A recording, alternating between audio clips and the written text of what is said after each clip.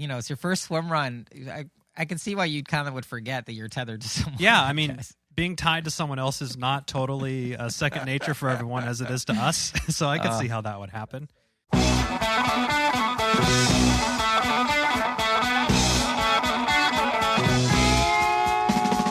Welcome to the Low Tide Boyz, a Swimrun podcast. I'm Chip. And I'm Chris, and this is episode 111 of the show.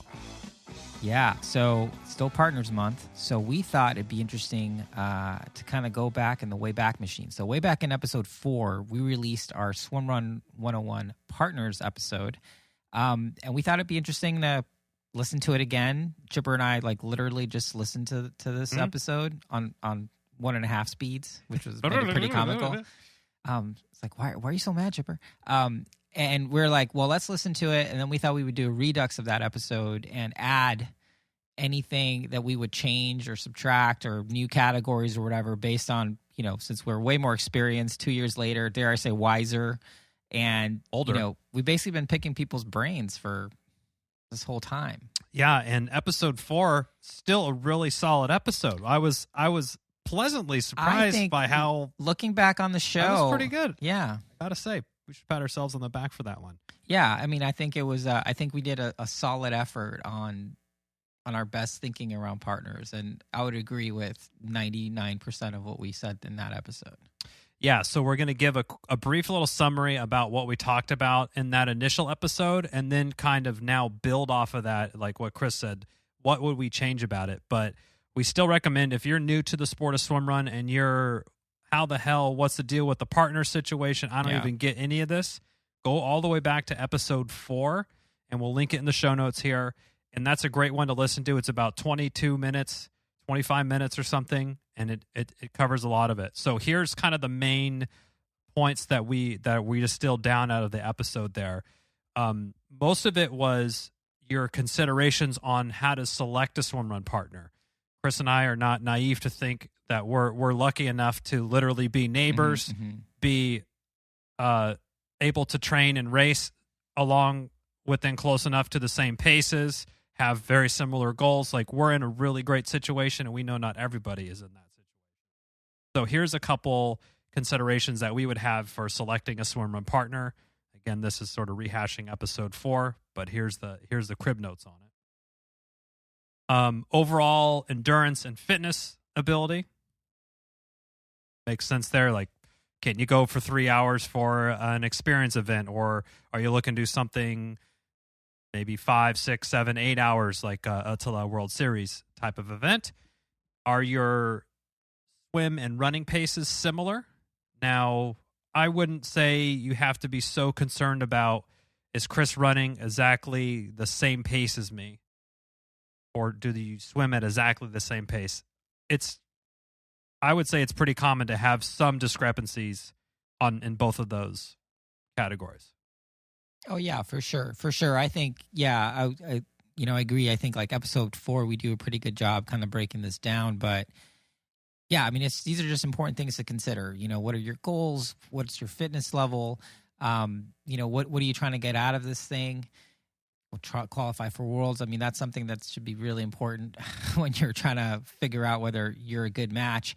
And yeah, I think we'll talk about things we would add to this list. But I think in general, that section I thought was pretty solid, man. Yeah, and I think our biggest thing there is you want someone that's ready for adventure, because that's what you're going to get with swimrun. Yeah, nothing is going to go really as planned. Unless you have some sort of crazy, amazing day. Just be ready for adjusting things, adjusting expectations, overcoming adversity, having really low moments, having your partner pull you out of those, and then you do the same, 2 miles down the road, whatever. That's how it's going to be. So we think that episode stood the test of time, but as Chris mentioned, we have gotten wise over the last 24 plus months. So we're going to talk a little bit about what we would add or change to our, I guess, advice on partners. I think one thing for me that now that I'm older and wiser in the sport of swimrun is sort of the use of the tether. Yeah. I think our relationship with the tether has definitely evolved. I think, but I think we should mention it here because it has an implication. Like maybe your partner just doesn't want to do the tether, isn't willing to go there or whatever. So again, these are just things where I don't think it's a huge deal, but knowing what we know now, like the tether turns out to be a really important part of our partnership. Exactly. And at the time when we recorded that episode back in January of 2020, we hadn't unlocked the Swimrun flow. We heard about it, but it was only in passing and hearsay. It wasn't until later that year when we first had a real strong experience with a tether. Essentially just staying tethered staying tethered the whole time that we really kind of unlocked the Swimrun flow, and that was at Swimrun Odyssey Austin. Yep. And like Chris said, yeah, it is a bit of kit that you're wearing, a 3-meter kind of bungee cord for the lack of a better thing, that you're tied together with your partner. But we have entire episodes about that. All that's in the show notes as well. But the quick hits of it is you're able to get real-time feedback on how your partner is performing. So if you're leading or you can feel, it's getting tighter, there's slack in it, so we can pick up the slack. It helps stay close and connected on swims for a safety aspect. So train with the tether as much as you can with your partner. It will make your swim run experience that much better. Yeah, I think another one, Chipper, that you and I were talking about was just transitions. And not that you should practice transitions, which I think that's pretty obvious, but more the idea of like, hey, if you're selecting partners, you should pick people. I guess it kind of goes back to goals and stuff in a way where it's like, hey, are we going to be dogging in and out of the water or not?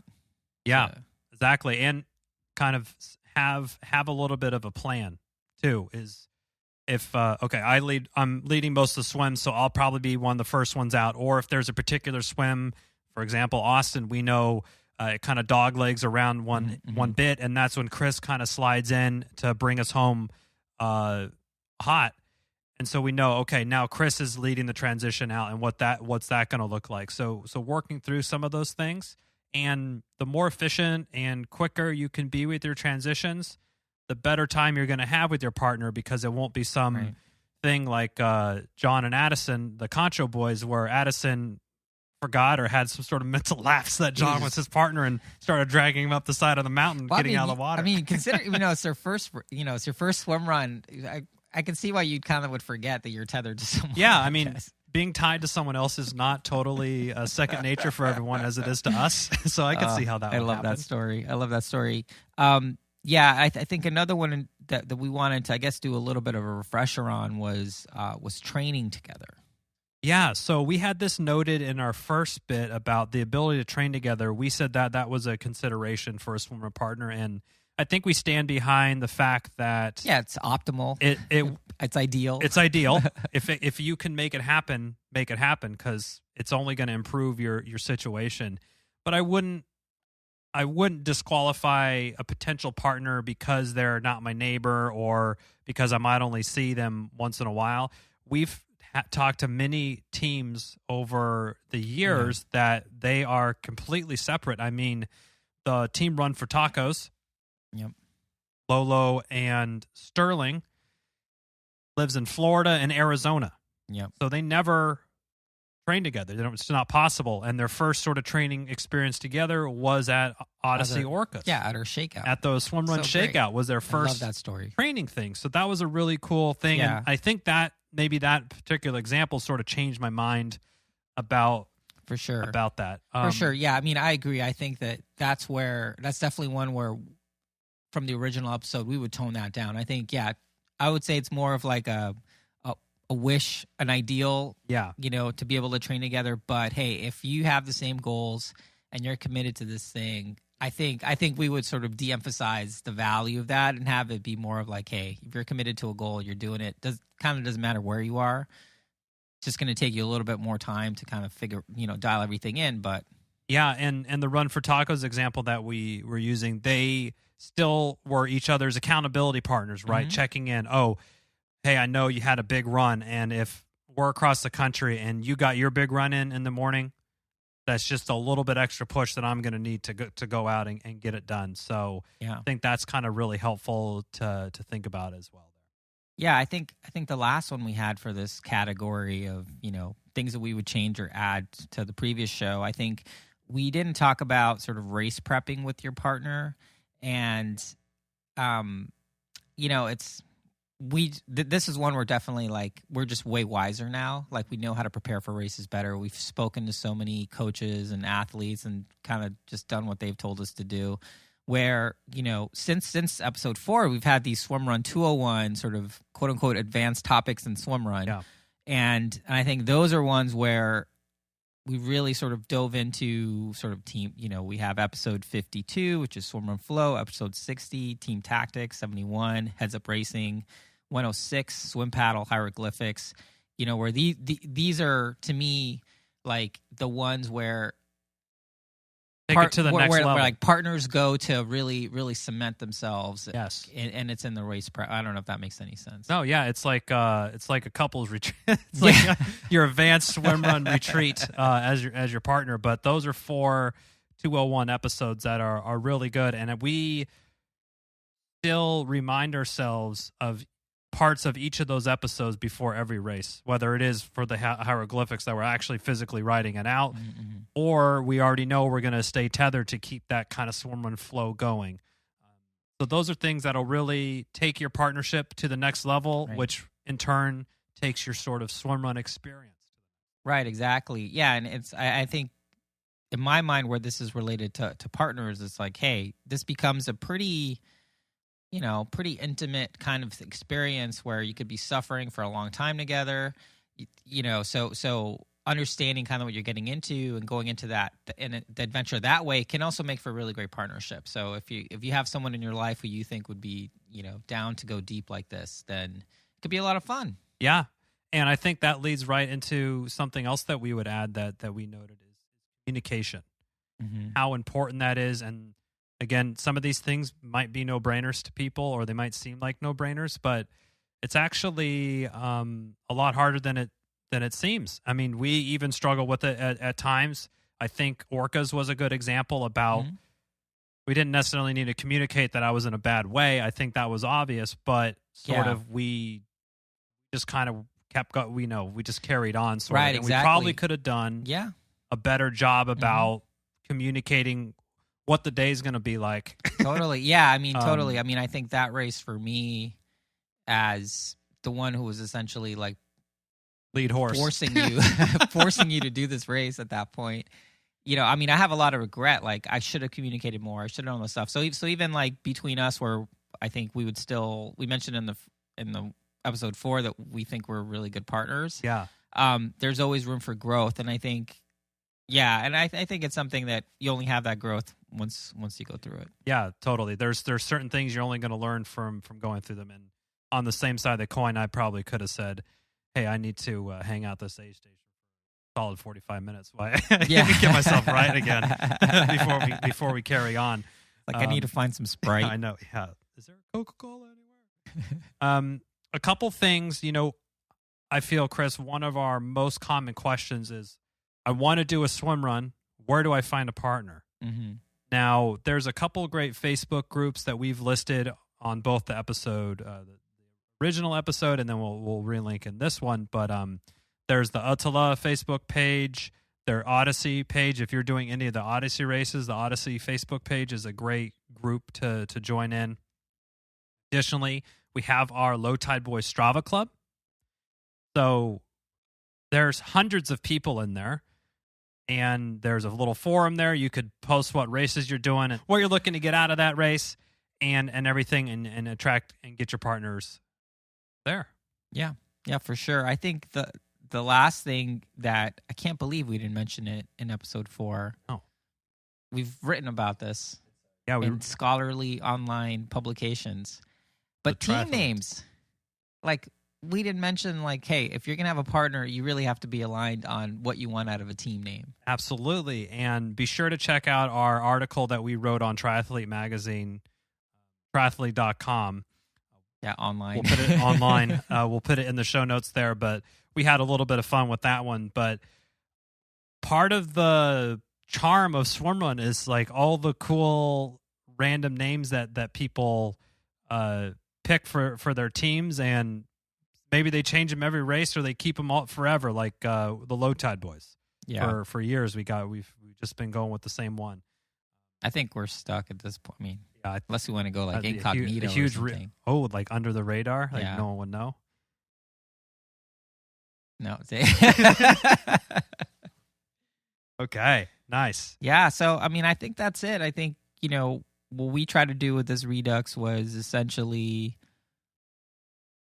I should say I feel like this year it's just been the theme of this year is just really self-serving. Like we're obviously getting ready to do Tala. We have a big year ahead of us, and I feel like a lot of our episodes have really been helping us kind of along this journey, and we hope it helps everyone else. But I think it was instructive for us to look back and listen to episode 4 again.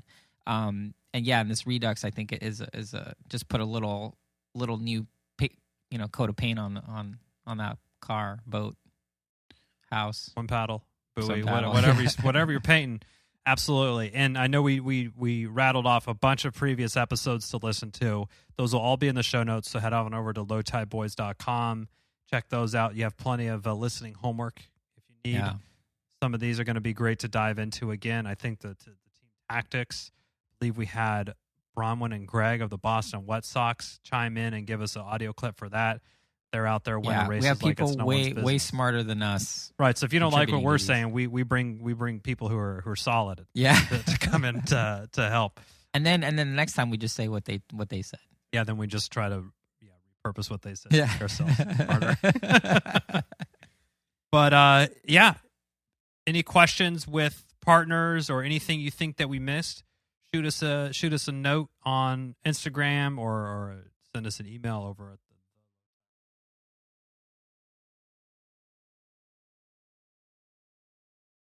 Yeah, we did it. Tether Untethered. Well, that's it for this week's episode. Thanks so much for listening to the show.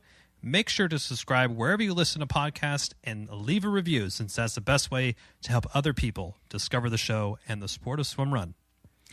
Sign up for a newsletter at lowtideboys.com. That's boys with a Z. And check out our meme page at the Low Tide Boys on Instagram. If you have any suggestions for the show or questions for us, send us a DM or an email at lowtideboys@gmail.com. We'd like to thank Riding Easy Records for our show music, and of course our wives for their support and tolerance of all our swimrun activities, podcast, and other stuff. Yeah, other stuff. Way to keep it PG. Finally, you can support our efforts on Patreon. Until next time, get out there and go for a swim. Go for a run, Then another swim. then another run, And then another swim. and then another run. And then just keep going until you're done. So you're done. Or maybe can't And then stop. stop.